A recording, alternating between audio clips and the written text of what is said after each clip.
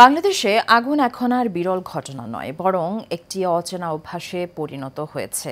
প্রতিবারই একই দৃশ্য, শোক, তদন্ত কমিটি, আশ্বাস এবং অবশেষে নীরবতা। এই ধরনের দুর্যোগ মোকাবেলায় রাষ্ট্রের সেবাদানকারী প্রতিষ্ঠান যখন পুরোপুরি ব্যর্থ হয়, তখনই প্রশ্ন জাগে, এগুলো কি এক ধরনের কাঠামোগত সহিংসতা? রফিকুল ইসলাম রলির রিপোর্টে জানাচ্ছেন মাজহার ইসলাম শুভ। গত কয়েকদিনের মধ্যে ঢাকার মিরপুর, চট্টগ্রাম ইপিজেড ও সর্বশেষ বিমানবন্দরে অগ্নিকাণ্ডের ঘটনা সারা দেশকে নাড়িয়ে দিয়েছে। কার্গো ভিলেজের আগুনে প্রায় 12,000 কোটি টাকার ক্ষতি হয়েছে এবং ওষুধের বিপুল পরিমাণ কাঁচামাল পুড়ে গেছে বলে দাবি ব্যবসায়ীদের। অভিযোগ উঠেছে হযরত শাহজালাল আন্তর্জাতিক বিমানবন্দরের সঙ্গে 24টি সরকারি সংস্থা যুক্ত থাকলেও তাদের মধ্যে কোনো সমন্বয় নেই। এর আগে ঢাকার বকশীবাজারে রাসায়নিক গুদামে অগ্নিকাণ্ড, মাইলস্টোন ট্র্যাজেডি, আগের বছর ঢাকার বেইলি রোডে শপিং মলে আগুন, এমনকি প্রশাসনের সর্বোচ্চ জায়গা সচিবালয় অগ্নিকাণ্ডের পর নিরাপত্তা সংক্রান্ত বেশ কিছু সিদ্ধান্ত এখনও বাস্তবায়িত হয়নি। প্রতিবারই একই দৃশ্য, শোক, তদন্ত কমিটি, আশ্বাস এবং অবশেষে নীরবতা। অর্গানাইজেশন অব রিস্ক অর্থাৎ ঝুঁকি নগরায়ন। অগ্নিকাণ্ড সাম্প্রতিক সময়ে আধুনিক নগরায়নের অন্যতম একটি ঝুঁকি হিসেবে পরিণত হয়েছে, এমনটি মনে করছেন বিশেষজ্ঞরা।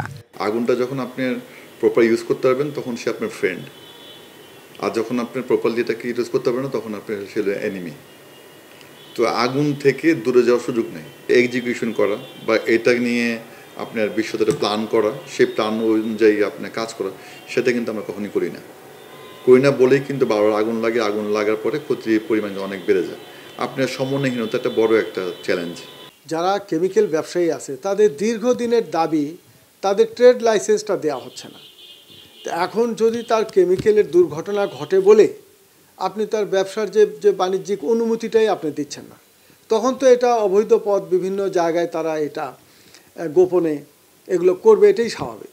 এবং আমাদের যেগুলো ফায়ার ব্রিগেডের যে সমস্ত কর্মকর্তা আছে তারা তো জানে যে এগুলোকে কিভাবে নিয়ন্ত্রণ করতে হয়, এবং এর আন্তর্জাতিক সংস্থাও আছে যারা এগুলোকে প্রশিক্ষিত করে।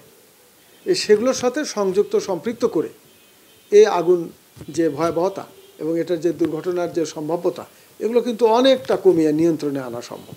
কি করে ব্যবসায়ীদের ক্ষতিপূরণের ব্যবস্থা হবে সেটা একটা।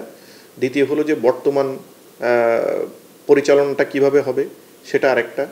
এবং থার্ড হচ্ছে যে ফিউচারে ওয়্যার হাউসটা কীভাবে তৈরি হবে, কোথায় তৈরি হবে, কেমনে ম্যানেজ হবে।